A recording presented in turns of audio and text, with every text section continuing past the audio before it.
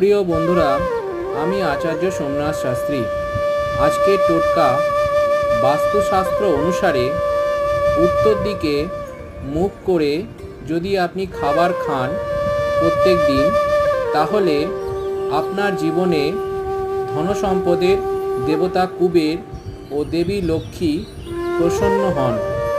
তাছাড়াও উত্তর দিকে মুখ করে যদি আপনি প্রত্যেক দিন খাবার খান, তাহলে জীবনে অর্থের অভাব হয় না। তাছাড়াও আর্থিক অবস্থার উন্নতি হয়। আর্থিক দিক থেকে ঘরে আসে সুখ ও সমৃদ্ধি। ব্যক্তি নিজের আদর্শে অটল থাকেন। তাছাড়াও ব্যক্তি সৎ হন এবং একনিষ্ঠ জীবনযাপন কাটান। ধন্যবাদ।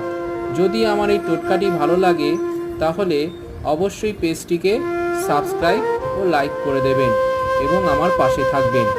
যদি আপনার জীবনে কোনো সমস্যা থাকে, তাহলে যে ফোন নাম্বারগুলো দেওয়া আছে সেই ফোন নাম্বারগুলোতে যোগাযোগ করে নেবেন।